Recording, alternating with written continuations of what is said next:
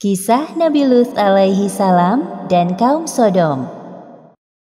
Kisah ini disebutkan beberapa kali dalam Al-Quran, salah satunya dalam surat Hud ayat 77 hingga 83.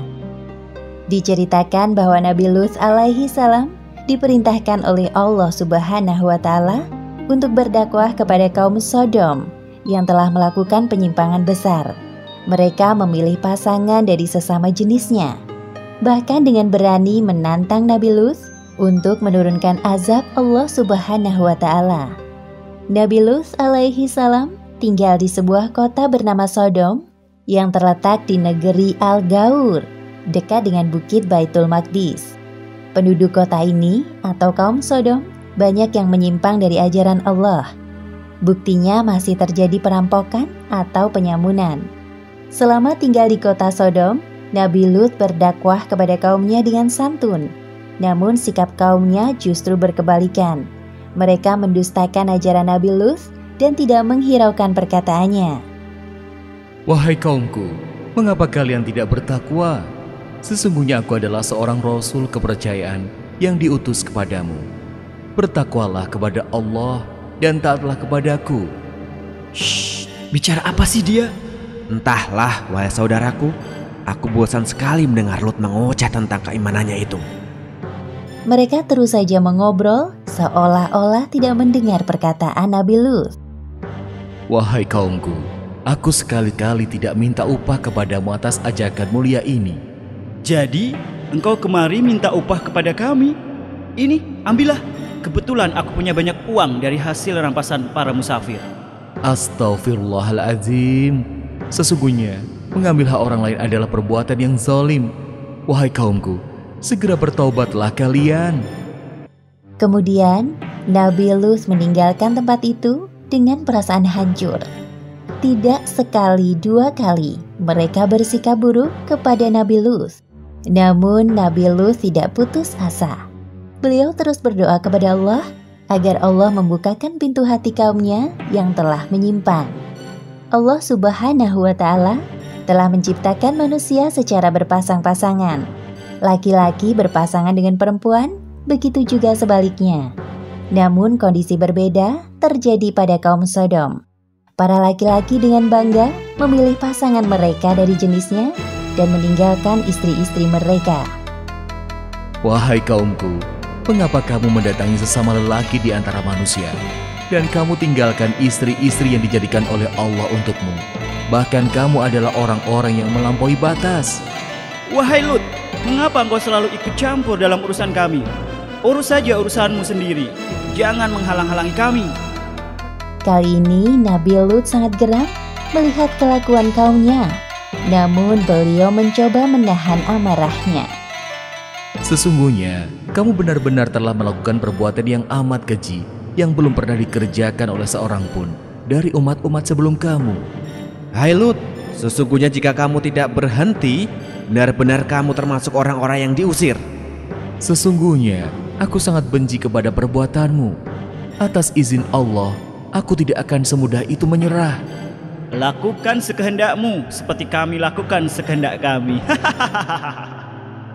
Kerusakan moral dan akhlak pada kaum Sodom ini sangat sulit diperbaiki karena mereka tidak menyertakan Allah dalam kehidupannya. Maka dengan mudah hawa nafsu mereka dikuasai oleh syaitan. Ya Allah, mengapa kaumku dengan mudah melakukan itu? Di mana akal sehat mereka? Kesedihan Nabi Lut semakin bertambah manakala menyaksikan bahwa istrinya telah melupakan Allah Subhanahu wa Ta'ala. Seperti yang disebutkan dalam Al-Quran, surat At-Tahrim ayat 10. Allah membuat istri Nabi Nuh dan Nabi Lut perumpamaan bagi orang-orang kafir. Keduanya berada di bawah pengawasan dua orang hamba yang soleh di antara hamba-hamba kami. Lalu kedua istri itu berkhianat kepada suaminya. Hanya sedikit dari kaum Nabi Lut yang mau mengikuti ajarannya. Di sisi lain, penyimpangan seksual semakin terang-terangan dilakukan. Wahai kaumku yang malang, sebelum azab Allah tiba kepada kalian, segeralah kalian bertaubat. Sesungguhnya Allah Subhanahu wa Ta'ala itu Maha Pengampun lagi Maha Omong kosong semua itu, wahai Lut. Datangkanlah kepada kami azab Allah jika kamu termasuk orang-orang yang benar. Nabi Lut tidak habis pikir dengan permintaan kaumnya. Kemudian dalam keputusasaannya, beliau memohon kepada Allah. Ya Tuhanku, tolonglah aku dengan menimpakan azab atas kaum yang berbuat kerusakan itu. Beberapa hari kemudian, datanglah 3 malaikat ke rumah Nabi Lut. Mereka menyamar sebagai manusia yang rupawan. Tidak ada yang mengetahui tamu Nabi Lut kecuali istrinya yang durhaka. Semoga kaumku tidak menyadari kedatangan mereka. Ya Allah, selamatkan tamu-tamuku ini. Namun istri Nabi Lut malah memberitahukan keberadaan tamu-tamu suaminya kepada kaum Sodom. Tak lama kemudian terdengar suara ketukan dari luar. Ya Allah, pasti itu mereka. Pada saat itu juga, para malaikat utusan Allah mengungkapkan jati diri dan tujuan mereka datang ke kota Sodom. Hai Lut, sesungguhnya kami adalah utusan-utusan Tuhan. Sekali-kali mereka tidak akan dapat mengganggu kamu. Sebab itu, pergilah dengan membawa keluarga dan pengikut-pengikut kamu yang tertinggal kecuali istrimu. Hah? Jadi kalian... Ketukan pintu rumah Nabi Lut semakin keras. Kemudian Nabi Lut bergegas mendatangi arah suara. Buka pintunya, wahai Lut. Kami tahu engkau ada di dalam. Ada apa ini? Mengapa kalian bersikap seperti ini? Wahai Lut, kami dengar dari istrimu bahwa hari ini engkau kedatangan tamu-tamu yang rupawan. Sesungguhnya mereka adalah tamuku, maka janganlah kamu mempermalukanku. Jadi, engkau memang sengaja menyembunyikan mereka? Hah? Wahai kaumku, bertakwalah kepada Allah dan janganlah kamu membuat aku terhina. Banyak bicara, minggir kau. Atas perbuatan kaum Sodom ini, para malaikat itu membuat buta mata mereka. Hah? Ada apa dengan mataku ini? Kenapa aku tidak bisa melihat? Oh, tidak. Ini apa yang terjadi? Sepeninggal kaumnya, para malaikat itu berpesan kepada Nabi Lut, seperti yang disebutkan dalam Al-Quran, surat Hud ayat 81. Sesungguhnya dia akan ditimpa azab yang menimpa mereka, karena sesungguhnya saat jatuhnya azab kepada mereka ialah waktu subuh. Bukankah subuh itu sudah dekat? Pada malam itu juga, Nabi Lut berserta anak-anak dan kaumnya yang beriman meninggalkan kota Sodom. Suara apa ini?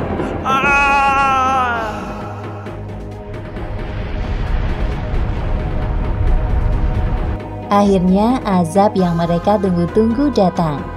Seperti yang disebutkan dalam Al-Quran, surat Hud ayat 82. Maka tatkala datang azab kami jadikan negeri kaum Lut itu yang ada di atas ke bawah, kami balikan, dan kami hujani mereka dengan batu dari tanah yang terbakar dengan bertubi-tubi. Demikianlah akhir kisah Nabi Lut dan kaum Sodom. Beberapa hikmah yang dapat kita ambil dari kisah ini. Pertama, kegigihan Nabi Lut dalam berdakwah kepada kaum Sodom patut kita jadikan teladan. Kedua, tidak sepantasnya kita menantang Allah dengan menurunkan azab. Dan ketiga, hendaknya kita menjaga diri agar tidak terjerumus dalam penyimpangan seksual. Wallahu a'lam bishawab.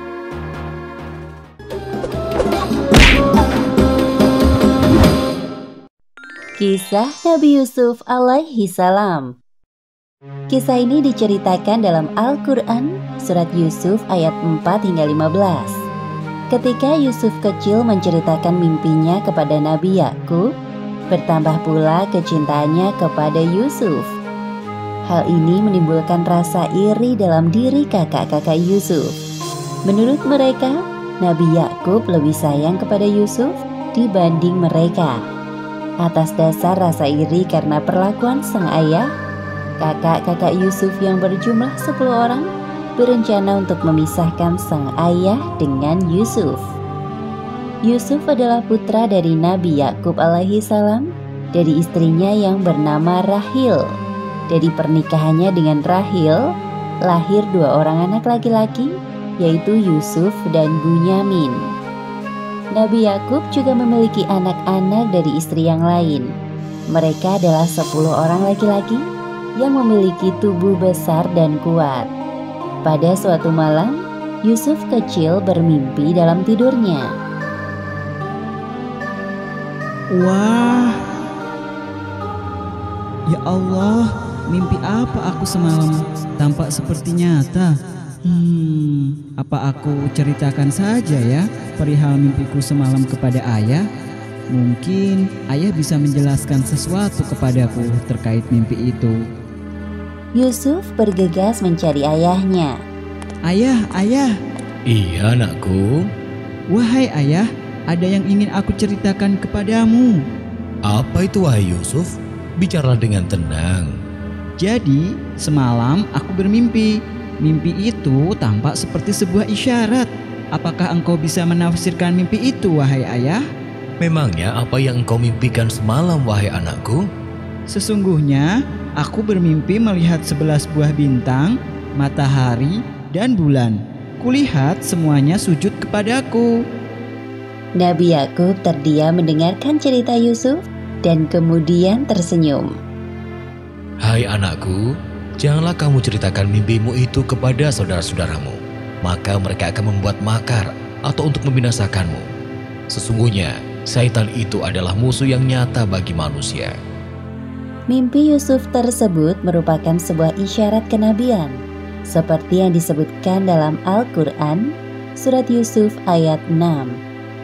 Dan demikianlah Tuhanmu memilih kamu untuk menjadi nabi, dan diajarkannya kepadamu sebahagian dari takbir mimpi-mimpi, dan disempurnakannya nikmatnya kepadamu dan kepada keluarga Yakub, sebagaimana dia telah menyempurnakan nikmatnya kepada 2 orang bapakmu sebelum ini, yaitu Ibrahim dan Ishak. Baiklah ayah, aku akan merahasiakan tentang ini. Tapi apa maksud dari mimpiku itu? Satu hal yang harus engkau ketahui, anakku, bahwa Allah telah menyiapkan kehidupan yang mulia untukmu kelak. Nabi Yakub mencium kening Yusuf dengan penuh rasa cinta. Setelah peristiwa itu, kecintaannya kepada Yusuf semakin bertambah. Ia sadar bahwa Yusuf kelak akan meneruskan perjuangan dakwahnya. Kepribadian Yusuf yang menyenangkan menambah kehangatan dalam keluarga Yakub. Namun hal tersebut tidak berlaku bagi kakak-kakak Yusuf. Yusuf, itu lucu sekali. Lucu kan ayah? Iya bener kak, cerita itu lucu sekali. Kepribadian Yusuf yang sopan, patuh dan menyenangkan menimbulkan rasa iri di hati kakak-kakaknya. Mereka beranggapan bahwa ayahnya pilih kasih terhadap Yusuf. Apa sih yang mereka tertawakan? Kelihatannya seru sekali. Ah, engkau seperti tidak tahu saja. Yusuf itu pintar sekali mengambil hati ayah kita. Iya benar, apalagi ayah selalu tampak bahagia saat bersama dengan Yusuf. Berbeda saat bersama dengan kita. Kalau dipikir-pikir, tidak ada yang bisa dibanggakan dari Yusuf selain dari tampangnya yang kebetulan tampan itu. Memang sih Yusuf itu tampan, tapi bukan berarti ayah jadi lebih menyayanginya. Ya, benar. Itu tidak adil namanya. Pada suatu malam, kakak-kakak Yusuf yang berjumlah 10 orang mengadakan rapat rahasia. Mereka mencari cara untuk memisahkan Nabi Yakub dengan Yusuf. Sesungguhnya Yusuf dan saudara kandungnya Bunyamin lebih dicintai oleh ayah kita daripada kita sendiri. Padahal kita ini adalah satu golongan yang kuat. Sesungguhnya ayah kita adalah dalam kekeliruan yang nyata. Benar sekali wahai saudaraku. Ayah seolah-olah tidak ingat bahwa kita lebih kuat dan cekatan dalam bekerja. Lantas apa yang sekarang harus kita lakukan, wahai saudaraku? Bagaimana jika kita bunuh saja Yusuf? Atau kita buang ke tempat yang jauh agar perhatian ayah tidak melulu kepadanya. Kemudian setelah itu kita bertaubat kepada Allah. Sebentar. Aku tidak setuju jika kita membunuh Yusuf. Dia itu adik kita, apalagi ayah kita seorang nabi. Rasanya tidak pantas. Bagaimana jika kita masukkan dia ke dalam sumur agar nanti Yusuf dipungut oleh para musafir dan dijual oleh mereka? Bagaimana, saudara-saudara? Wah, itu ide yang bagus. Ya, kami setuju usulan itu. Iya benar. Setuju. Iya, setuju. Malam hari itu juga, perwakilan dari kakak-kakak Yusuf menghadap kepada Nabi Yakub. Wahai ayah, kami ada satu permintaan. Bolehkah kami mengajak Yusuf pergi untuk bermain besok? Untuk apa mengajak Yusuf? Dia masih kecil.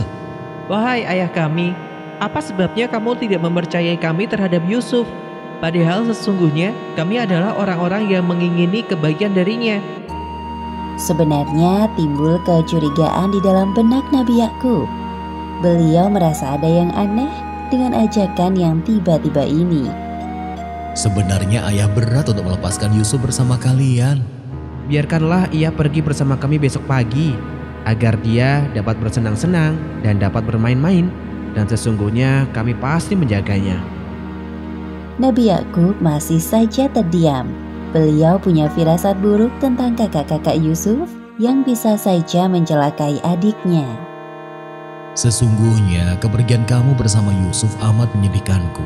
Dan aku khawatir kalau dia dimakan serigala, sedang kamu lengah daripadanya. Jika ia benar-benar dimakan serigala, sedang kami golongan yang kuat, sesungguhnya kami kalau demikian adalah orang-orang yang merugi.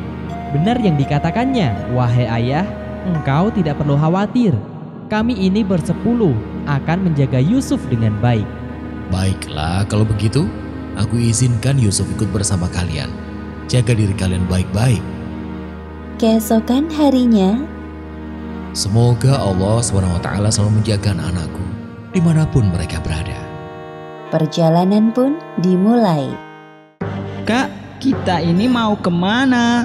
Kenapa tidak sampai-sampai dari tadi? Sudahlah Yusuf, bersabarlah. Sebentar lagi kita juga sampai. Nanti puaslah engkau bermain di sana. Baiklah. Yusuf sangat berhati mulia. Tidak ada prasangka buruk dalam hatinya. Bahwasanya saudara-saudaranya telah menyiapkan rencana jahat. Perjalanan tiba-tiba berhenti. Wahai Yusuf, tahukah engkau maksud kami sebenarnya membawamu ke tempat ini? Ada apa ini? Telah lama kami menantikan hari bahagia ini. Apa maksudnya, Kak? Aku tidak tahu apa-apa. Setelah ini engkau akan tahu. Cepat, lepas bajunya. Jangan, Kak. Apa salahku? Semenjak engkau lahir, ayah mengabaikan kehadiran kami dan semua itu adalah kesalahanmu, wahai Yusuf. Cepat, ikat tangannya. Itu sama sekali tidak benar, Kak. Ayah sangat menyayangi. Belum selesai Yusuf membela dirinya, kakak-kakaknya memasukkannya ke dalam sumur.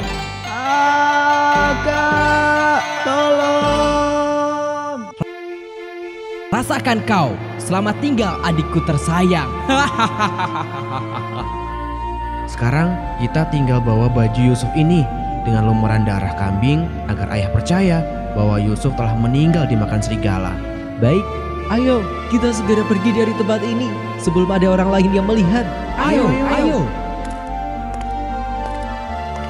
Sepeninggal kakak-kakaknya, Yusuf meringkuk di dalam sumur sambil terus berdoa kepada Allah. Seperti yang disebutkan dalam Al-Quran, surat Yusuf ayat 15.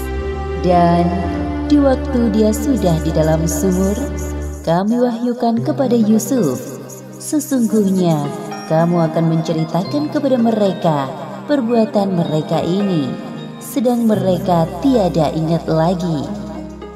Kisah ini disebutkan dalam Al-Quran, surat Yusuf ayat 16 hingga 20. Pada kisah ini, kakak-kakak Yusuf mengabarkan kebohongan terhadap ayah mereka, yaitu Nabi Yakub. Mereka mengatakan bahwa Yusuf telah meninggal dan dimakan oleh serigala. Padahal yang sebenarnya, mereka telah mencelakai Yusuf dengan mendorongnya sampai jatuh ke dalam sumur. Namun berkat kesabaran Yusuf dan atas izin Allah, Akhirnya Yusuf dapat selamat keluar dari sumur. Malam hari ini lebih gelap dari malam-malam sebelumnya, seolah menggambarkan perasaan Nabi Yakub yang gelap. Beberapa kali timbul rasa takut saat teringat akan Yusuf. Tak henti-hentinya beliau berdoa kepada Allah agar selalu memberikan perlindungan kepada anak-anaknya, khususnya Yusuf. Assalamualaikum, Ayah, kami datang. Waalaikumsalam. Masuklah, Nak. Nabi Yakub bergegas menuju ke sumber suara. Beliau memperhatikan satu persatu anak-anaknya yang baru datang. Namun tak tampak Yusuf di antara mereka. Di mana Yusuf? Kenapa dia tidak bersama kalian? Maafkan kami, Ayah. Apa yang sebenarnya kau bicarakan? Ayah bertanya di mana Yusuf? Kenapa ia tidak pulang bersama kalian? Sesungguhnya Yusuf telah meninggal. Apa maksud ucapanmu itu? Bagaimana bisa Yusuf meninggal? Katakan dengan jelas. Wahai ayah kami, sesungguhnya kami pergi berlomba-lomba dan kami tinggalkan Yusuf di dekat barang-barang kami. Lalu dia dimakan segala. Ayah, cepat ambilkan minum untuk ayah. Tenanglah ya, minumlah ini dahulu. Wahai ayah, tenanglah dahulu. Bagaimana ayah bisa tenang saat mendengar tentang kematian salah satu anak ayah? Jika itu terjadi kepada kalian, ayah pasti... Ayah, sekali lagi maafkan kami. Kami sungguh merasa menyesal mengajak Yusuf ikut serta. Apa ini? Seperti yang disebutkan dalam Al-Quran, surat Yusuf ayat 18. Mereka datang membawa baju gamisnya yang berlumuran darah palsu. Yusuf, anakku, ayah masih tidak bisa percaya. Wahai ayah, dan kamu sekali-kali tidak akan percaya kepada kami, sekalipun kami adalah orang-orang yang benar. Sebenarnya dirimu sendirilah yang memandang baik perbuatan yang buruk itu. Maka kesabaran yang baik itulah kesabaranku. Dan Allah sajalah yang dimohon pertolongannya terhadap apa yang kamu ceritakan.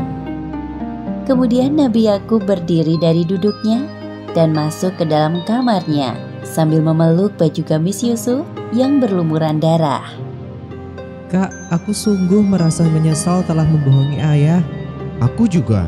Aku kasihan melihat ayah seperti tadi. Ini kali pertamanya beliau menangis. Sudahlah, ini telah terjadi.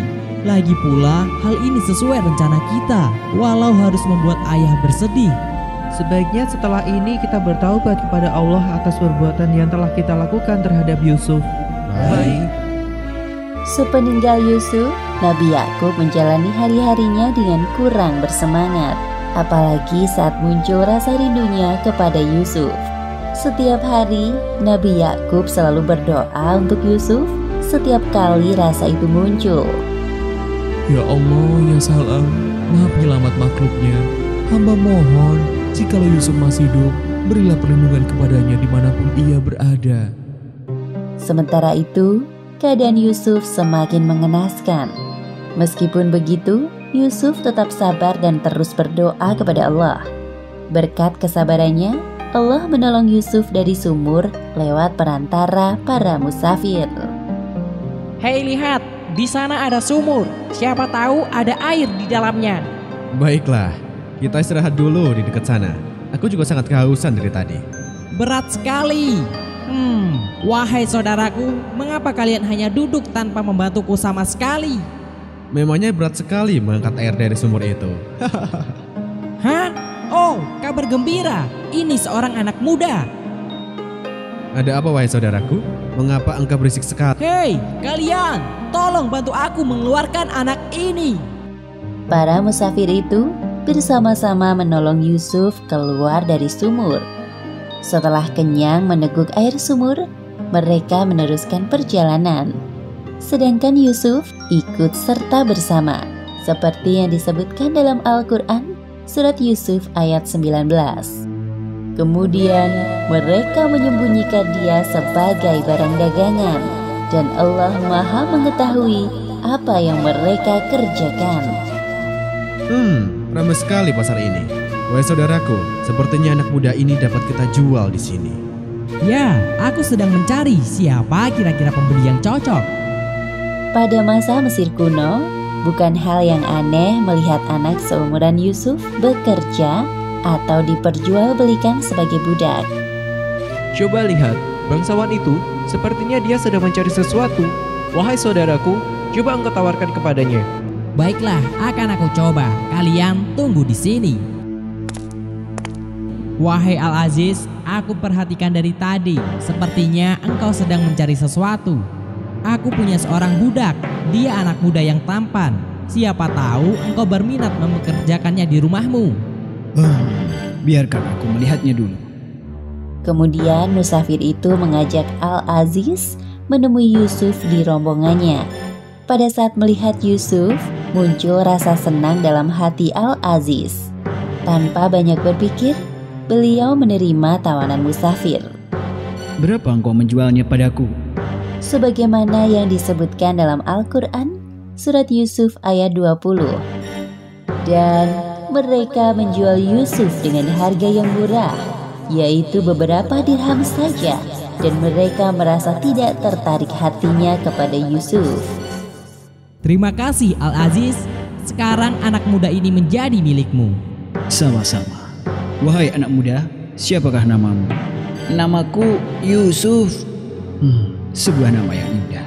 Sekarang engkau Yusuf, ikutlah bersamaku. Akhirnya Yusuf dibawa pulang oleh Al-Aziz bersama para pengawalnya. Selama perjalanan, dalam hati Yusuf selalu berdoa kepada Allah agar diberi perlindungan atas hal-hal yang akan menimpanya nanti. Kisah ini diceritakan dalam Al-Quran pada surat Yusuf ayat 21 hingga 29. Ketika lama tinggal di rumah Al-Aziz, Yusuf tumbuh menjadi pribadi yang cerdas. Maka dari itu Al-Aziz memberinya tugas untuk mengurus keperluan rumah tangga.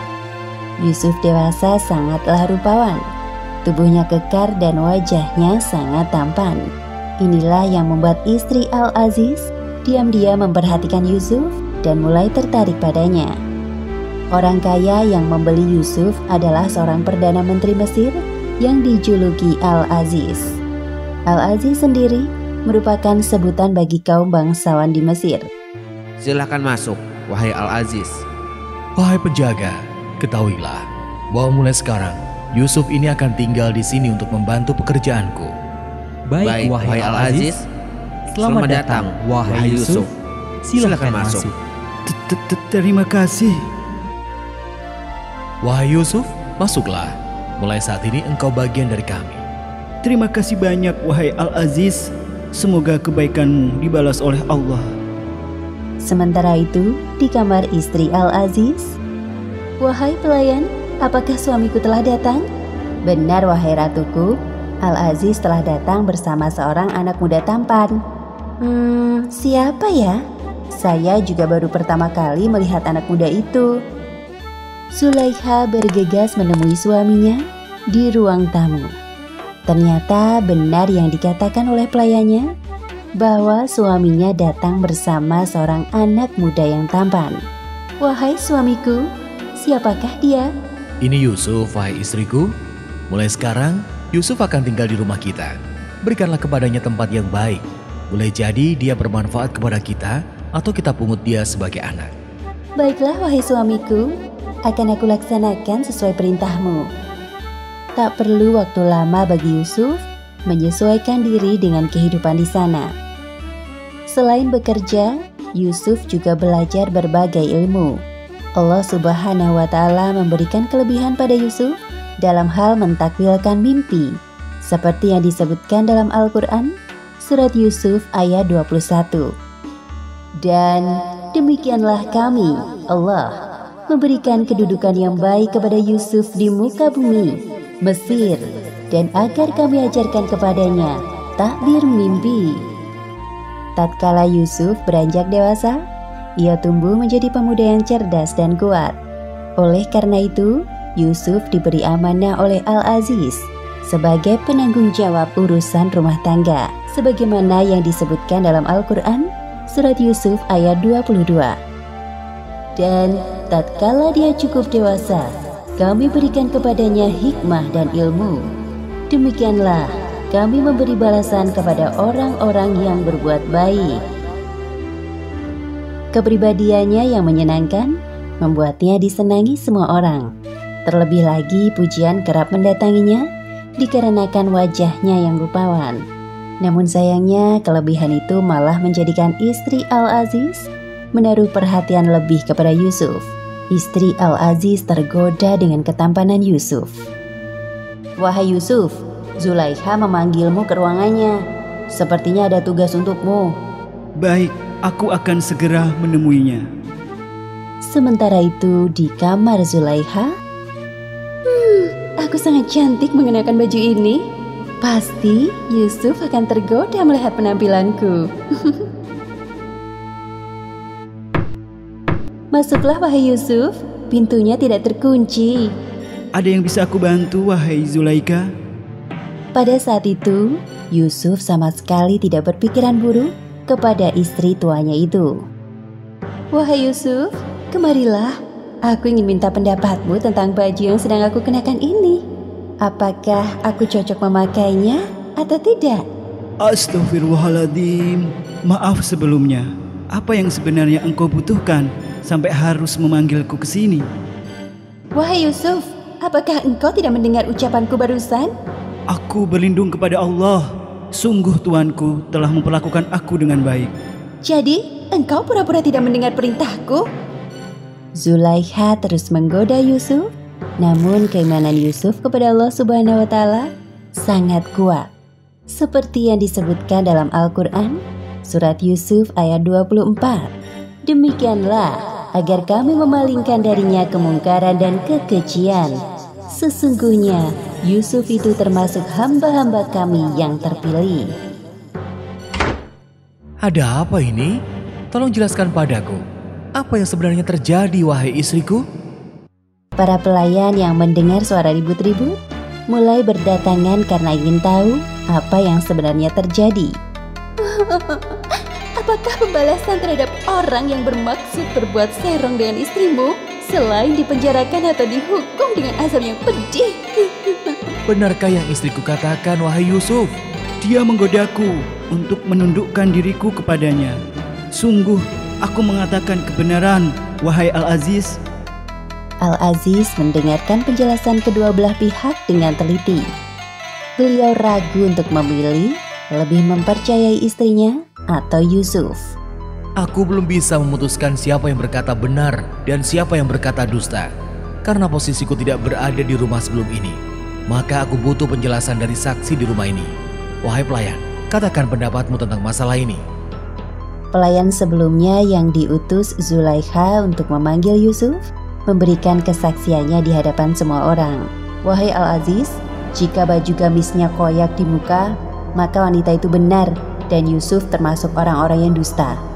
Dan jika baju gamisnya koyak di belakang, maka wanita itulah yang dusta dan Yusuf termasuk orang-orang yang benar." Wahai Yusuf, coba aku lihat baju gamismu. Zulaikha tidak bisa lagi menyembunyikan kebohongan di hadapan suaminya atas bukti yang ada. Wahai istriku, sesungguhnya kejadian itu adalah tipu daya kamu. Sesungguhnya tipu daya kamu adalah besar. "Maafkan aku, wahai suamiku. Aku hilaf." Wahai Yusuf, berpalinglah dari ini. Terima kasih banyak atas kebijakanmu, wahai Al-Aziz. Dan kamu, wahai istriku, mohon ampunlah atas dosamu itu, karena kamu sesungguhnya termasuk orang-orang yang berbuat salah. Kisah ini diceritakan dalam Al-Quran, tepatnya pada surat Yusuf ayat 30 hingga 34. Setelah tuduhan Zulaikha terhadap Yusuf terbukti tidak benar, Al-Aziz meminta Yusuf untuk bungkam. Meskipun Yusuf tidak pernah buka suara, berita memalukan tentang Zulaikha menggoda Yusuf telah menjadi perbincangan para wanita di kota Mesir. Akhirnya demi menghindari fitnah, Yusuf memilih tinggal di dalam penjara selama beberapa waktu. Menginjak usia dewasa, Yusuf diangkat oleh Allah Subhanahu wa Ta'ala menjadi seorang nabi. Beliau ditugaskan untuk melanjutkan risalah kenabian dari ayahnya, yaitu Nabi Yakub, dan dari kakeknya, yaitu Nabi Ishak. sebagaimana yang disebutkan dalam Al-Quran, surat Yusuf ayat 6.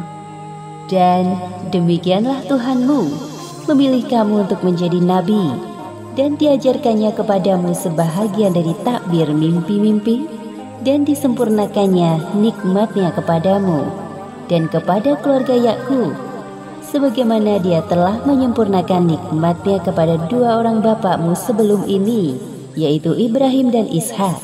Sesungguhnya Tuhanmu maha mengetahui lagi maha bijaksana. Menurut pandangan manusia, Nabi Yusuf memiliki fisik yang sempurna. Bahkan istri seorang pembesar tergila-gila dengan ketampanan Nabi Yusuf. Namun dengan segala kelebihan fisiknya tersebut, tidak membuat Nabi Yusuf sombong. Beliau tidak pernah memanfaatkan ketampanannya untuk sesuatu yang mudorot. Apa? Istri Al-Aziz menggoda budaknya? Apa aku tidak salah dengar? Berita itu benar. Aku mendengarnya langsung dari salah satu pelayan yang bekerja di rumah Al-Aziz. Dasar wanita tidak tahu diri. Padahal sudah bersuami, masih saja. Kabarnya budaknya itu sangat tampan. Oleh sebab itu Zulaikha terpikat. Aku jadi penasaran. Benarkah itu? Wah, apa benar itu? Para wanita di Mesir semakin bersemangat mencari informasi tentang Yusuf. Namun tidak ada satupun yang berhasil melihat Yusuf secara langsung. Sementara itu di kediaman Al-Aziz, wahai pelayan, apakah para wanita di luar sana sedang membicarakanku? Saya belum keluar rumah hari ini, jadi tidak tahu berita apa yang sedang ramai diperbincangkan. Sudahlah, jujur saja, aku tahu engkau sedang menutupi sesuatu. Pelayan Zulaikha merasa tidak enak hati mengungkapkan hal yang sebenarnya. Namun ketika terus didesak oleh tuannya, akhirnya dia mengatakan yang sebenarnya. Sejujurnya iya, mereka penasaran dengan ketampanan Yusuf yang membuatmu berani berbuat nekat. Oh, jadi begitu. Lancang sekali mereka membicarakanku di belakang. Lihat saja nanti, aku akan hadirkan Yusuf di hadapan mereka, biar mereka tahu rasa karena telah menghinaku. Keesokan harinya, Zulaikha mengadakan jamuan makan siang di rumahnya. Seperti yang telah disebutkan dalam Al-Quran, surat Yusuf ayat 31. Maka tatkala wanita itu, Zulaikha, mendengar cercaan mereka, diundanglah wanita-wanita itu dan disediakannya bagi mereka tempat duduk dan diberikannya kepada masing-masing mereka sebuah pisau untuk memotong jamuan.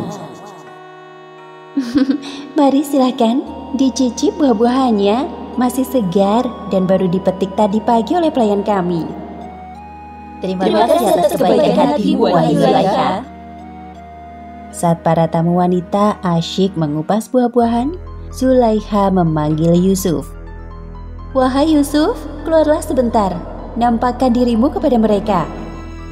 Maka tatkala wanita-wanita itu melihatnya, mereka kagum kepada keelokan rupanya, dan mereka melukai jari tangannya.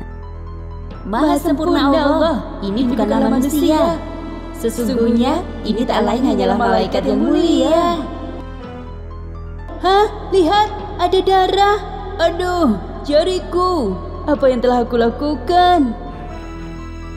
Nabi Yusuf tidak menyangka bahwa kehadirannya membuat para tamu wanita itu melukai diri mereka sendiri.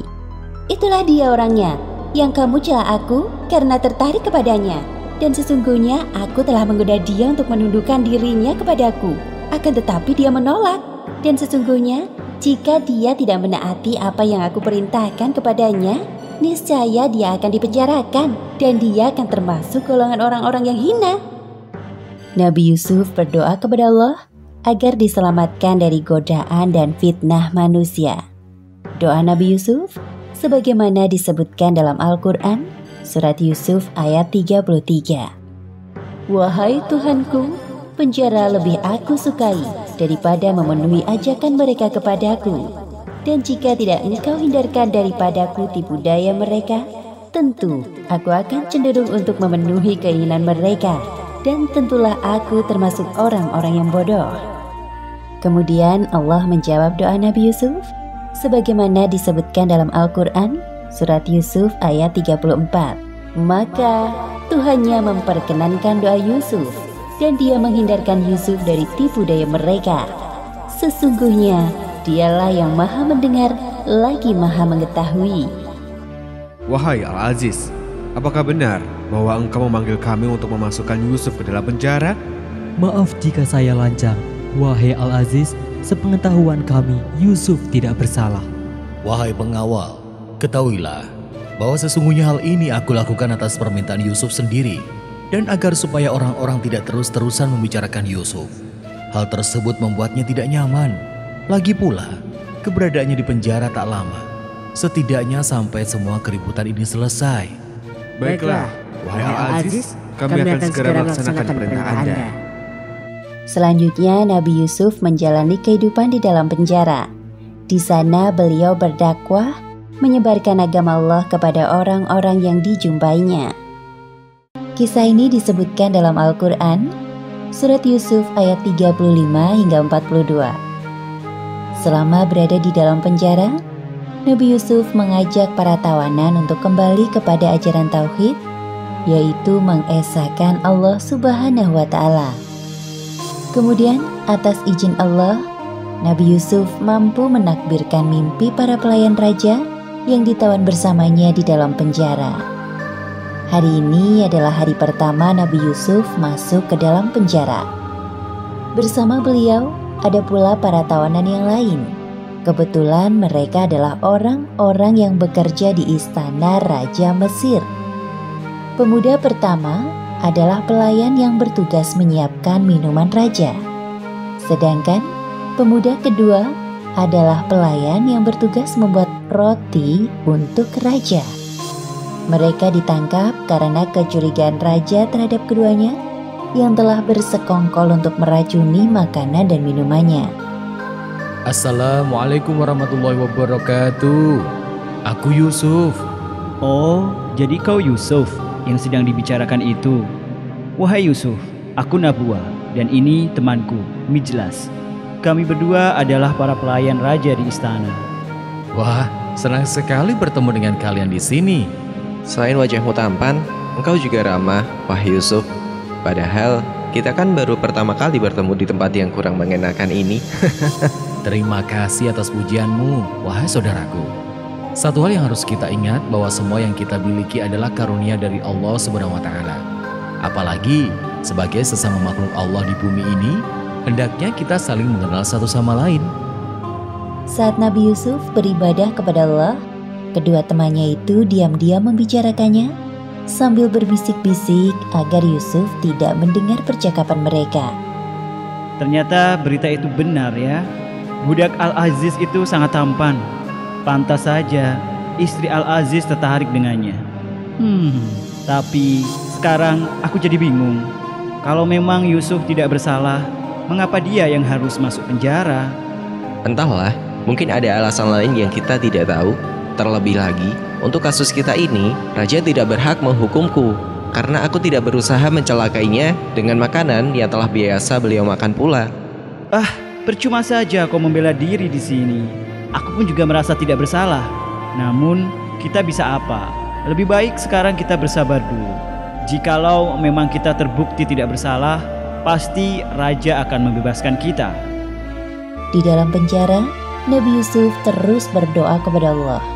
Beliau juga mengajak kedua temannya itu untuk kembali kepada ajaran yang benar, yaitu ajaran tauhid.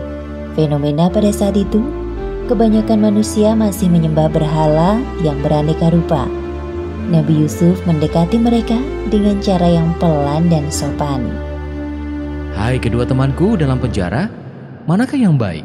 Tuan-tuan yang bermacam-macam itu, ataukah Allah yang Maha Esa lagi Maha Perkasa? Wahai Yusuf, aku memang masih mengikuti ajaran nenek moyangku, karena sejak kecil kami telah dihadapkan pada kenyataan itu. Namun sekiranya ada yang salah dan perlu diperbaiki, kami terbuka untuk berdiskusi. Kalau aku tidak terlalu memusingkan hal itu. Lagi pula selama ini aku juga bukan orang yang taat beribadah. Hari demi hari dilalui Nabi Yusuf di penjara dengan penuh kesabaran. Ternyata tidak mudah mengajak teman-temannya untuk mengenal Allah. Sampai pada suatu ketika, malam itu kedua teman Nabi Yusuf di dalam penjara tertidur pulas. Sementara Nabi Yusuf masih khusyuk beribadah.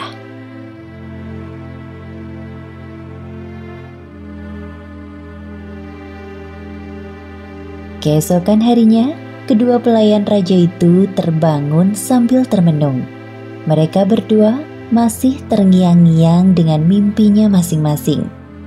Sesungguhnya aku bermimpi bahwa aku memeras anggur. Sesungguhnya aku bermimpi bahwa aku membawa roti di atas kepalaku. Sebahagiannya dimakan oleh burung. Aku penasaran dengan arti dari mimpiku semalam. Mimpi itu seperti pertanda untuk kehidupanku selanjutnya. Aku juga penasaran dengan mimpiku yang menurutku belum selesai. Keduanya terus berpikir untuk mencari siapa orang yang kira-kira bisa menakbirkan mimpi mereka. Sampai akhirnya pandangan mereka tertuju pada Nabi Yusuf yang sedang bersujud di sajadahnya. Mengapa kita tidak bertanya kepada Yusuf saja? Bukankah Yusuf orang yang memiliki banyak kelebihan? Ya. Kita tunggu sampai Yusuf selesai beribadah.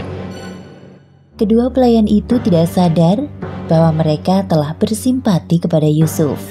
Wahai Yusuf, maaf mengganggu waktumu sebentar. Tidak sama sekali, wahai saudaraku. Apa yang ingin kalian sampaikan kepadaku? Silahkan. Wahai Yusuf, semalam aku dan temanku ini bermimpi.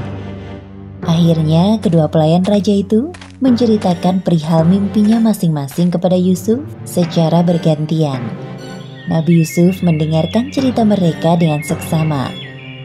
Wahai Yusuf, berikanlah kepada kami takbirnya. Sesungguhnya kami memandang kamu termasuk orang-orang yang pandai menakbirkan mimpi. Benar sekali yang dia katakan, wahai Yusuf. Aku rasa hanya engkau yang bisa menakbirkan mimpi kami dengan ilmu yang engkau miliki. Wahai saudaraku, sebelumnya perlu kalian ketahui bahwa hanya Allah Subhanahu wa Ta'ala adalah Tuhan yang menguasai segala hal di muka bumi, termasuk memberikanku kelebihan dalam menakbirkan mimpi. Wahai Yusuf, sebenarnya siapakah engkau ini? Ajaran siapakah yang engkau ikuti? Dan aku mengikuti agama bapak-bapakku yaitu Ibrahim, Ishak, dan Yakub. Tidaklah patut bagi kami para nabi mempersekutukan sesuatu apapun dengan Allah. Nabi Yusuf terus mengajak kedua temannya ini untuk berdiskusi tentang ajaran yang benar sampai mereka benar-benar sadar akan kekeliruannya selama ini. Jadi, engkau adalah seorang utusan? Iya, benar. Lantas, bagaimana perihal mimpi yang tadi kami ceritakan kepadamu? Wahai Yusuf, cepat sampaikan kepada kami takbir mimpi itu. Ya, aku sungguh penasaran. Baiklah, wahai saudaraku, dengarkan takbir mimpi kalian baik-baik. Adapun salah seorang di antara kamu berdua akan memberi minum tuannya dengan khamar. Adapun yang seorang lagi, maka ia akan disalib, lalu burung memakan sebagian dari kepalanya. Kedua pelayan itu saling berpandangan. Pelayan yang bertugas membuat minuman raja merasa bahagia karena dia terbukti tidak bersalah dan akan segera dibebaskan. Pelayan yang bertugas membuat roti merasa ketakutan. Ia pun berbohong untuk menutupi ketakutannya. Sesungguhnya aku hanya membual perkara mimpiku itu, wahai Yusuf. Telah diputuskan perkara yang kamu berdua menanyakannya kepadaku. Nabi Yusuf berpesan kepada orang yang diketahuinya akan selamat. Wahai saudaraku, terangkanlah keadaanku kepada tuanmu. Tentu saja, wahai Yusuf, jangan khawatir. Aku sangat berterima kasih kepadamu karena telah mengenalkanku tentang Allah Subhanahu wa Ta'ala. Semoga kita dapat bertemu lagi di tempat yang lebih baik. Tak lama kemudian, pelayan itu dibebaskan. Setelah kembali bekerja di istana, syaitan membuatnya lupa untuk menerangkan keadaan Yusuf kepada raja. Oleh karena itu, Nabi Yusuf harus tinggal di dalam penjara lebih lama lagi. Sedangkan nasib mie jelas, ia akhirnya terbunuh. Kisah ini disebutkan dalam Al-Quran, surat Yusuf ayat 43 hingga 53. Dalam kisah ini diceritakan bahwa Nabi Yusuf diperintahkan oleh Raja Mesir untuk menakbirkan mimpinya. Mimpi yang dialami oleh Raja Mesir ini adalah sebuah takdir Allah Subhanahu wa Ta'ala. Melalui takbir mimpi tersebut, akhirnya Nabi Yusuf dapat keluar dari penjara dengan keadaan terhormat. Raja Mesir sedang gelisah dalam tidurnya. Beliau bermimpi tentang sesuatu yang tidak masuk akal. Oleh karena itu, sang raja berencana untuk mengadakan pertemuan dengan para penasihat kerajaan, berharap muncul solusi untuk mimpi yang mengusik pikirannya beberapa hari ini. Keesokan harinya, penasihat kerajaan datang bersama paranormal dan ahli ramal. Maaf ya mulia, kalau saya lancang mendahului, apakah engkau sedang sakit? Wajah Anda nampak pucat. Ah, tidak. Aku baik-baik saja. Hanya saja banyak yang sedang aku pikirkan. Makanya aku memanggil kalian semua ke istana. Ahli ramal yang ada di sana mencoba mengambil hati sang raja dengan menerka-nerka apa yang sedang terjadi. Apakah ini terkait mimpi, wahai raja? Ah, iya benar. Mimpi itu, aku baru saja mau mengatakannya. Engkau sungguh pintar menerka. Wahai raja, jika engkau menceritakan perihal mimpi itu kepada kami, niscaya kami akan berusaha mencari tabirnya.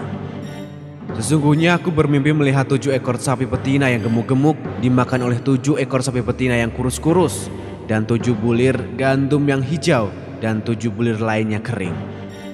Para tamu yang hadir mendengarkan penjelasan raja dengan seksama.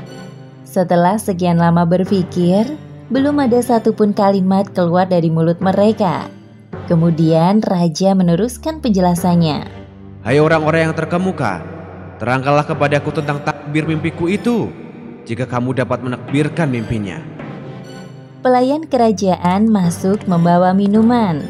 Kebetulan pelayan itu adalah teman akrab Nabi Yusuf saat berada di dalam penjara. Wahai raja, saya membawa minuman yang sangat lezat, hasil panen anggur dari perkebunan istana tadi pagi. Silahkan dinikmati, wahai raja dan tuan-tuan semua. Ah, kau datang di saat yang tepat. Wahai pelayan, mari tamu-tamuku, dicicipi minumannya. Aku tahu kalian sedang berpikir keras tentang takbir mimpiku. Sementara para tamu menikmati minuman, si pelayan mulai teringat akan janjinya dengan Nabi Yusuf. Astagfirullahaladzim, setan apa yang melupakanku tentang Yusuf? Inilah saatnya aku membalas kebaikan Nabi Yusuf. Wahai raja, itu adalah mimpi-mimpi yang kosong, dan kami sekali-kali tidak tahu mentabirkan mimpi itu. Jadi, menurut kalian mimpiku itu hanya bunga tidur? Tapi kenapa aku merasa sangat yakin bahwa mimpiku itu adalah sebuah pertanda tentang negeri ini? Semua orang yang ada di tempat itu terdiam, sampai akhirnya si pelayan buka suara. Wahai raja, bolehkah saya ikut bicara dalam masalah ini? Hah? Kamu bisa menakbirkan mimpiku, wahai pelayan? Sang raja tidak menyangka bahwa pelayannya ini dapat menakbirkan mimpinya. Aku akan memberitakan kepadamu tentang orang yang pandai menakbirkan mimpi itu. Maka utuslah aku kepadanya. Kesempatan itu tidak disia-siakan oleh pelayan. Ia menceritakan secara detail tentang kepandaian Yusuf dalam menakbirkan mimpi. Baiklah kalau begitu. Sekarang juga, pergilah engkau menemui Yusuf dan tanyakan kepadanya terkait takbir mimpiku. Siap, segera saya laksanakan, wahai raja. Suasana di penjara. Wahai Yusuf, Nabiullah, maafkan aku baru bisa menemuimu sekarang.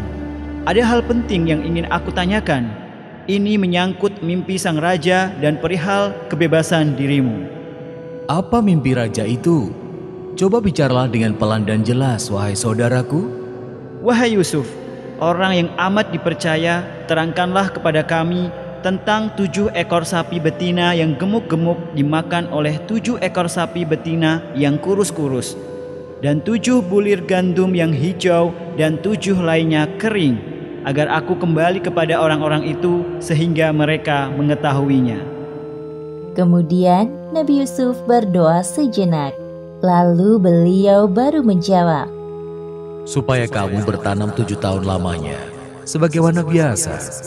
Maka apa yang kamu tuai hendaklah kamu biarkan di bulirnya kecuali sedikit untuk kamu makan. Oh, jadi begitu. Maafkan aku memotong. Lanjutkan penjelasan, wahai Yusuf. Kemudian, sesudah itu akan datang 7 tahun yang amat sulit, yang menghabiskan apa yang kamu simpan untuk menghadapinya, yaitu tahun sulit, kecuali sedikit dari bibit gandum yang kamu simpan. Kemudian, setelah itu akan datang tahun yang padanya manusia diberi hujan dengan cukup, dan di masa itu mereka memeras anggur. Penjelasan Nabi Yusuf terkait takbir mimpi raja tersebut terdapat dalam Al-Quran, Surat Yusuf ayat 47 hingga 49. Wah, sempurna sekali penjelasanmu. Terima kasih banyak, wahai Yusuf. Pasti setelah ini, raja akan segera membebaskanmu. Wahai saudaraku, jangan lupa bahwa kesempurnaan itu hanya milik Allah. Hehehe, iya, kesempurnaan itu hanya milik Allah. Kemudian pelayan itu bergegas kembali ke istana dan menceritakan kepada raja terkait takbir mimpinya. Raja pun terlihat sangat puas mendengarkan penjelasan Nabi Yusuf yang disampaikan oleh pelayannya. Wahai pengawal, bawalah Yusuf kepadaku. Siap, laksanakan. Maka tatkala kedua pengawal itu datang kepada Nabi Yusuf, beliau mengajukan sebuah syarat sebelum dibebaskan. Kembalilah kepada tuanmu dan tanyakanlah kepadanya, bagaimana halnya wanita-wanita yang telah melukai tangannya. Sesungguhnya Tuhanku Maha mengetahui tipu daya mereka. Baiklah, wahai Yusuf, kami akan segera kembali. Terima kasih, wahai pengawal. Telah menjadi kewajiban kami menjaga engkau, wahai Yusuf. Sesampainya di istana, pengawal menceritakan kepada raja syarat yang diminta oleh Nabi Yusuf. Baiklah, kalau itu permintaan Yusuf.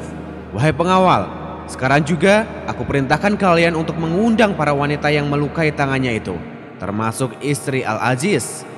Baik, kami akan segera menghadirkan mereka semua ke hadapanmu, wahai raja. Keesokan harinya, para undangan berdatangan.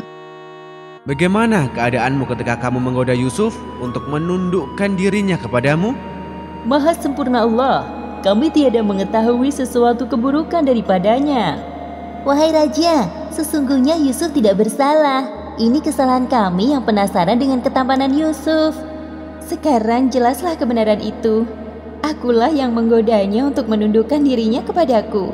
Dan sesungguhnya dia termasuk orang-orang yang benar. Setelah mendengar penjelasan dari para wanita dan istri Al-Aziz, akhirnya sang raja membebaskan Yusuf dari penjara. Karena memang Nabi Yusuf terbukti tidak bersalah. Dan sudah saatnya menghirup udara bebas. Sebagaimana disebutkan dalam Al-Quran, Surat Yusuf ayat 53. Dan aku tidak membebaskan diriku dari kesalahan, karena sesungguhnya nafsu itu selalu menyuruh kepada kejahatan, kecuali nafsu yang diberi rahmat oleh Tuhanku. Sesungguhnya Tuhanku Maha Pengampun lagi Maha Penyayang. Kisah ini disebutkan dalam Al-Quran, Surat Yusuf ayat 54 hingga 62. Diceritakan bahwa setelah Nabi Yusuf keluar dari penjara, raja mengangkat beliau menjadi bendaharawan Mesir.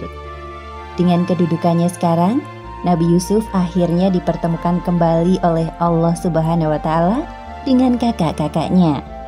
Namun mereka tidak mengenali adik yang pernah dicelakainya dulu. Tetapi Nabi Yusuf yang mengenali mereka. Raja Mesir menepati janjinya untuk membersihkan nama baik Nabi Yusuf sebelum beliau keluar dari penjara. Setelah peristiwa itu, raja berniat menjadikan Nabi Yusuf sebagai orang penting di istana. Wahai pengawal, bawalah Yusuf kepadaku, agar aku memilih dia sebagai orang yang rapat kepadaku. Siap, Baginda.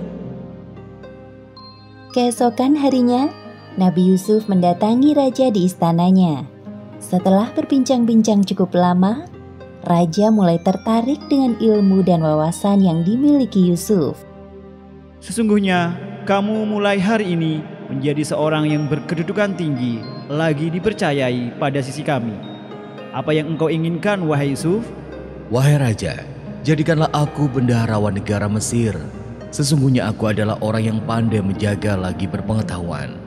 Baiklah, jikalau itu keinginanmu, aku yakin engkaulah orang yang pantas berada di posisi itu.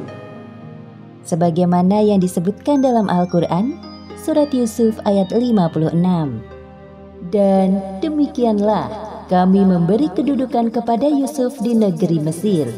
Dia berkuasa penuh pergi menuju kemana saja ia kehendaki di bumi Mesir itu. Setelah 7 tahun berlalu, negeri Mesir yang awalnya subur berubah menjadi kering. Mimpi raja tentang musim paceklik yang melanda daerah Mesir selama 7 tahun itu nyata terjadi. Takbir mimpi Nabi Yusuf tidak pernah meleset. Sebagai orang yang telah mengetahui paceklik akan terjadi, Nabi Yusuf tidak tinggal diam. Beliau telah menyiapkan strategi agar kebutuhan pangan semua penduduk tercukupi.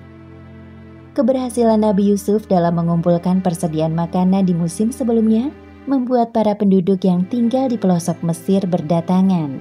Mereka juga menginginkan jatah gandum untuk memenuhi kebutuhannya sehari-hari.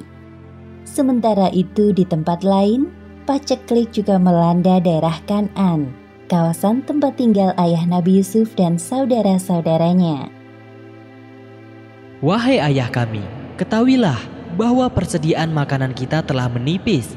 Aku rasa hanya cukup untuk hari ini saja. Lantas, apa rencana kalian sekarang? Wahai ayah, izinkan kami untuk pergi menghadap para pembesar di istana. Aku dengar mereka bersedia menukar bahan makanan dengan apapun yang kita miliki. Tapi perjalanan ke sana memakan waktu yang tidak sebentar. Wahai ayah, jika kita tidak berangkat hari ini, bagaimana nasib kita esok? Aku tidak mungkin membiarkan ayah dan adik-adik kelaparan. Baiklah kalau begitu, kita tidak ada pilihan lain. Berangkatlah. Semoga Allah Subhanahu wa Ta'ala senantiasa menjaga kalian. Terima kasih wahai ayah. Akhirnya, kakak-kakak Yusuf yang berjumlah 10 orang berangkat menuju Mesir. Seperti yang disebutkan dalam Al-Quran, surat Yusuf ayat 58. Dan saudara-saudara Yusuf datang ke Mesir, lalu mereka masuk ke tempatnya. Maka Yusuf mengenal mereka, sedang mereka tidak mengenal lagi kepadanya. Ayo selanjutnya, maju ke depan. Baik. Rombongan kalian banyak sekali. Memangnya dari mana asal kalian? Kami berasal dari Kan'an. Wah, jauh juga ya ternyata. Nabi Yusuf melihat kakak-kakaknya dari kejauhan, lalu beliau mendekati rombongan itu. Wahai pengawal, jangan mengobrol terus. Nanti ada bahan makanan yang belum dimasukkan. Layani mereka dengan baik. Siap. Baik. Nabi Yusuf dan rombongan dari Kan'an saling bertatapan. Namun sepertinya tidak ada yang menyadari bahwa orang yang berada di depannya adalah Yusuf, saudaranya sendiri. Berapa jumlah anggota keluarga kalian? Sebenarnya kami tinggal ber-12 orang bersama seorang ayah. Namun malangnya satu adik kami pergi dan hilang di padang Sahara. Sedangkan satunya lagi tinggal di rumah menjaga ayah kami yang sudah tua. Jadi, masih ada satu saudara kalian yang tidak ikut mengambil jatah makanannya? Itu karena ia bertugas menjaga ayah kami yang sedang sakit-sakit di rumah. Bawalah kepadaku saudaramu yang seayah dengan kamu. Tidakkah kamu melihat bahwa aku menyempurnakan gandum dan aku adalah sebaik-baik penerima tamu? Sepertinya akan sulit untuk... Jikalau kamu tidak membawanya kepadaku, maka kamu tidak akan mendapat gandum lagi daripadaku, dan jangan kamu mendekatiku.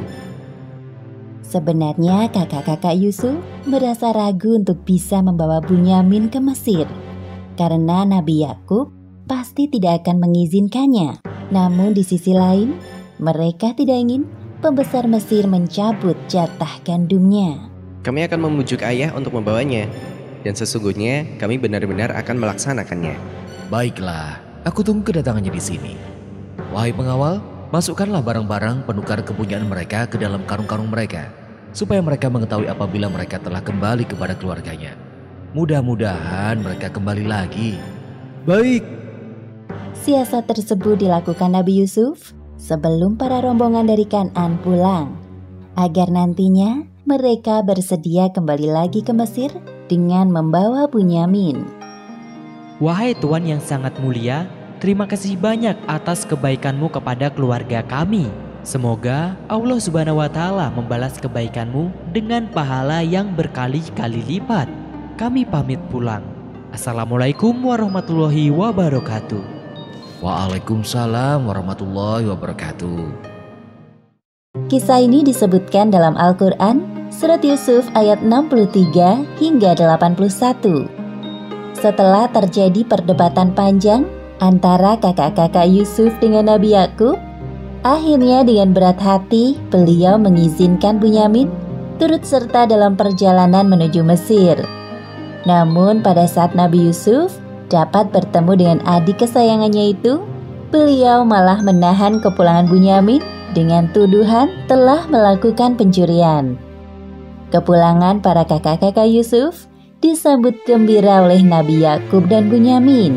Apalagi mereka pulang dengan selamat dan membawa banyak bahan makanan dari Mesir. Alhamdulillahirrabbilalamin. Akhirnya kalian pulang juga anak-anakku. Wahai ayah, jangan mengkhawatirkan keadaan kami, karena ada Al-Wali yang selalu melindungi setiap langkah kami. Maha suci Allah, Tuhan pelindung makhluknya. Setelah duduk melepas lelah, salah satu kakak Yusuf teringat akan pesan Tuan Pembesar Mesir untuk mengajak Bunyamin dalam perjalanan selanjutnya. Kak, apakah kita bicara sekarang saja kepada ayah tentang Bunyamin? Oh iya, tapi aku ragu. Engkau saja yang bicara kepada ayah. Engkau saja yang lebih tua. Nabi Yakub merasa ada yang disembunyikan oleh anak-anaknya. Tidak biasanya mereka berbicara sambil berbisik-bisik. Kalian ini sedang berdebat tentang apa? Kenapa bicara sampai berbisik-bisik? Takut ayah mendengarnya. Tidak ayah. Iya. Jadi begini ayah, sebenarnya... Wahai ayah, kami tidak akan mendapat gandum lagi jika tidak membawa semua saudara kami. Sebab itu, biarkan Bunyamin pergi bersama-sama kami supaya kami mendapat gandum. Dan sesungguhnya, kami benar-benar akan menjaganya. Benar sekali apa yang dikatakannya wahai ayah. Ini adalah syarat yang diajukan oleh pembesar Mesir. Sesungguhnya dia adalah orang yang baik dan sangat dermawan. Nabi Yakub merasa heran dan keberatan dengan permintaan pembesar Mesir itu. Bagaimana aku akan mempercayakan Bunyamin kepadamu? Kecuali seperti aku telah mempercayakan Yusuf kepadamu dahulu. Wahai ayah, sesungguhnya kami telah menyesal tentang itu. Ternyata dugaan mereka benar. Tidak mudah untuk membujuk ayahnya agar mengizinkan Bunyamin turut serta. Bagaimana sekarang kak? Sepertinya ayah marah. Entahlah, aku juga bingung. Lebih baik kita bereskan barang-barang ini dahulu. Baik. Tatkala mereka membuka barang-barangnya, mereka menemukan kembali barang-barang penukaran mereka. Mereka terkejut. Barang-barang tersebut dikembalikan. Ini kan milik kita. Wahai ayah, ini barang penukar kita dikembalikan oleh mereka. Wahai ayah, apalagi yang kita inginkan? Ini barang-barang kita dikembalikan kepada kita. Dan kita akan dapat menghidupi keluarga dan memelihara saudara kita. Dan kita akan mendapat gandum seberat beban seekor unta. Itu hal yang mudah bagi Raja Mesir. Nabi Yakub mulai berpikir tentang syarat dari pembesar Mesir yang menurut beliau agak aneh. Aku sekali-sekali tidak akan melepaskan Bunyamin pergi bersama-sama kamu sebelum kamu memberikan kepadaku janji yang teguh atas nama Allah bahwa kamu pasti akan membawanya kepadaku kembali, kecuali jika kamu dikepung musuh. Allah adalah saksi terhadap apa yang kita ucapkan ini. Terima kasih atas izinmu, wahai ayah. Setelah beberapa minggu, persediaan makanan keluarga Yakub mulai menipis. Sekarang waktunya kakak-kakak Yusuf kembali pergi ke Mesir untuk mendapatkan gandum. Hai anak-anakku, janganlah kamu bersama-sama masuk dari satu gerbang, dan masuklah dari pintu-pintu gerbang yang berlain-lain. Baik ayah, akan kami laksanakan sesuai perintahmu. Sesampainya di istana kerajaan, seperti yang disebutkan dalam Al-Quran, Surat Yusuf ayat 68. Dan tatkala mereka masuk menurut yang diperintahkan ayah mereka, maka cara yang mereka lakukan itu tiadalah melepaskan mereka sedikit pun dari takdir Allah. Wahai Yusuf, rombongan dari Kan'an telah datang. Aku hitung jumlah mereka ada 11 orang. Bagus sekali. Sambut mereka dan berikan hidangan yang lezat, serta tempatkan mereka di tempat peristirahatan yang layak. Baik, akan segera kami laksanakan. Silakan masuk tuan-tuan rombongan dari Kan'an. Sebentar lagi tuan besar kami akan datang menemui kalian. Tunggu sebentar di sini. Wah, ini sungguh mewah. Terima kasih wahai pengawal. Selamat datang para rombongan dari Kan'an. Telah lama kami menunggu kedatangan kalian. Sepertinya persediaan makanan kalian telah menipis. Benar sekali, wahai tuan. Sebelumnya kami sangat berterima kasih dan tersanjung dengan penyambutan ini. Ini bukan apa-apa. Silakan dinikmati makanannya. Sembari menunggu para pengawal kami menyiapkan gandum, bersantailah di ruangan ini. Terima kasih banyak wahai tuan. Ketika kakak-kakak Yusuf asyik menikmati makanan dan melepas lelah, Nabi Yusuf mendekati Bunyamin. Bisa aku bicara denganmu sebentar? Bunyamin mengikuti Yusuf keluar dari ruangan itu tanpa ada orang lain yang menyadari. Sesungguhnya aku ini adalah saudaramu, wahai Bunyamin. Hah? Tidak mungkin. Apakah engkau Yusuf? Ya, benar. Aku Yusuf, kakak kandungmu yang dianggap mereka telah meninggal dunia. Wahai Yusuf, engkau masih hidup. Alhamdulillahirrabbilalamin. Mereka berdua melepaskan kerinduan yang mendalam. Oh iya, keberadaanku ini masih rahasia. Jadi jangan engkau beritahukan pada yang lain. Baik. Kemudian Nabi Yusuf telah mengatur strategi untuk menahan Bunyamin agar tidak ikut pulang bersama kakak-kakaknya. Hal tersebut tentu telah diketahui oleh Bunyamin. Wahai Tuan Besar, tiba saatnya kami untuk pamit. Terima kasih banyak atas jamuan makanan yang... Hai kafilah, sesungguhnya kamu adalah orang-orang yang mencuri. Hah? Jangan menuduh sembarangan.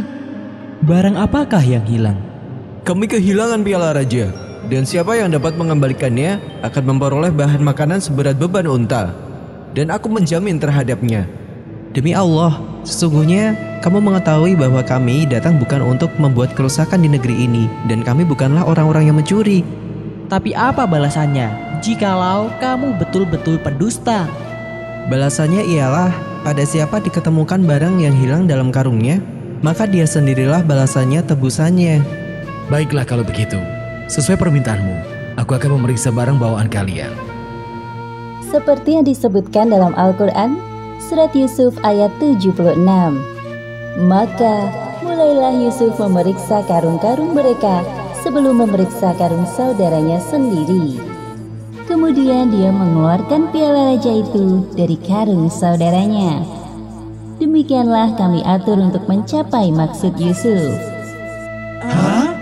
Ya, benda itu yang sedang kami cari. Iya benar. Jika ia mencuri, maka sesungguhnya telah pernah mencuri pula saudaranya sebelum itu. Dengan kata lain, perkataan kakaknya tersebut telah menuduh Nabi Yusuf. Maka Nabi Yusuf menyembunyikan kejanggalan itu pada dirinya dan tidak menampakkannya kepada mereka. Kamu lebih buruk kedudukanmu, sifat-sifatmu, dan Allah Maha mengetahui apa yang kamu terangkan itu. Wahai Tuan yang mulia, sesungguhnya ia mempunyai ayah yang sudah lanjut usianya. Lantaran itu, ambillah salah seorang di antara kami sebagai gantinya. Sesungguhnya kami melihat kamu termasuk orang-orang yang berbuat baik. Aku mohon perlindungan kepada Allah daripada menahan seseorang, kecuali orang yang kami ketemukan harta benda kami kepadanya. Jika kami berbuat demikian, maka benarlah kami orang-orang yang zalim. Maka tatkala mereka berputus asa daripada putusan Yusuf, mereka berpamitan. Kemudian mereka berunding bagaimana mereka akan pulang.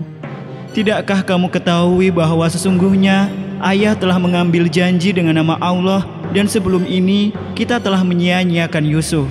Sebab itu aku tidak akan meninggalkan negeri Mesir sampai ayah mengizinkan kepadaku untuk kembali atau Allah memberi keputusan terhadapku.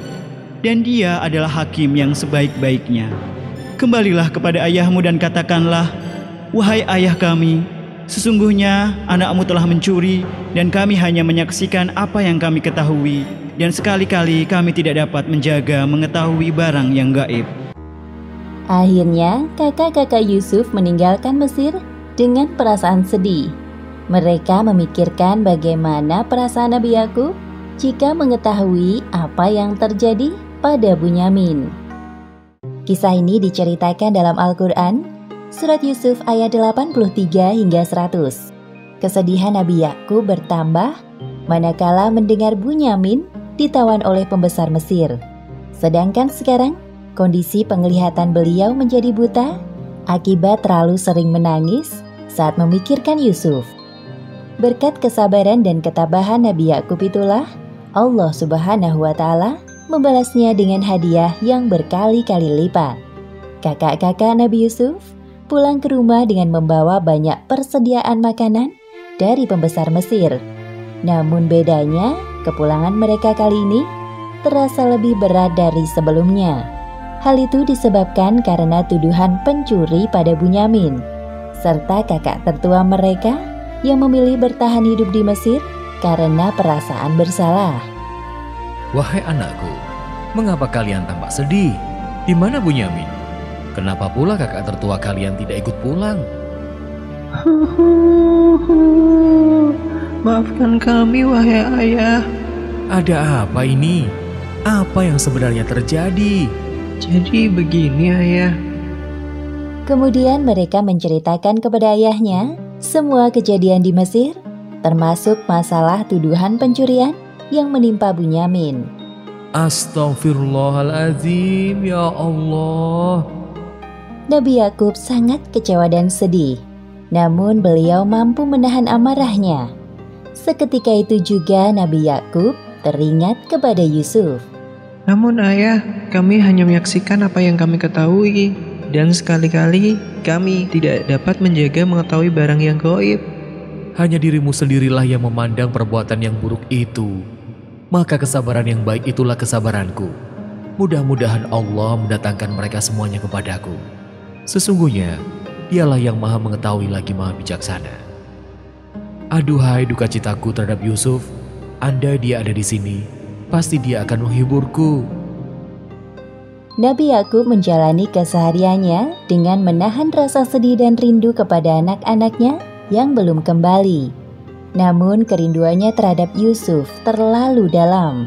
Seperti yang disebutkan dalam Al-Quran, Surat Yusuf ayat 84.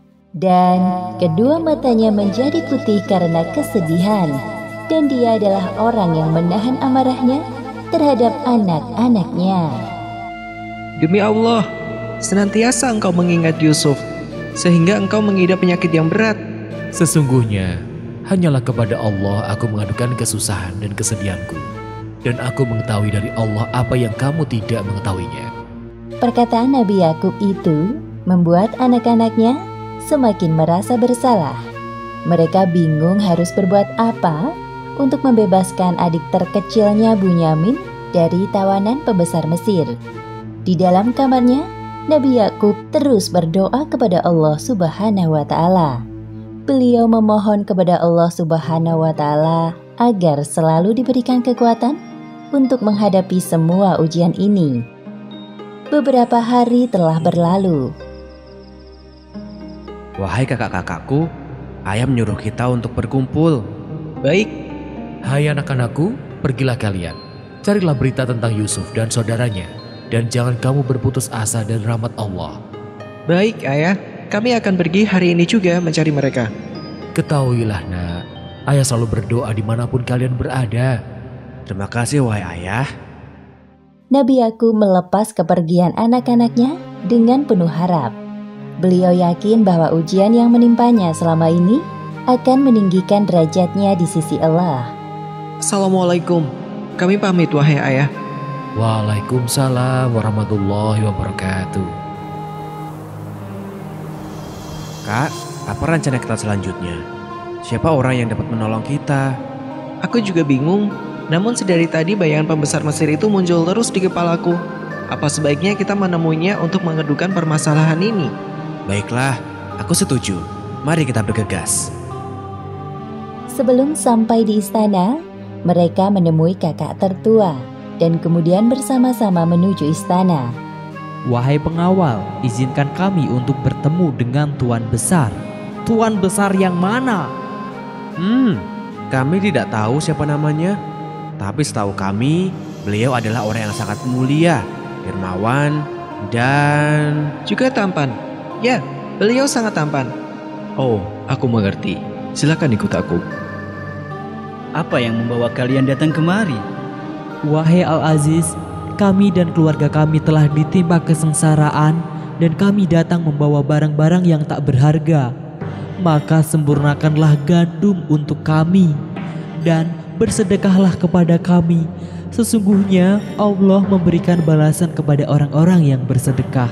benar wahai Al-Aziz, hanya engkau yang dapat menolong kami. Dan juga tolong bebaskan adik kami Bunyamin.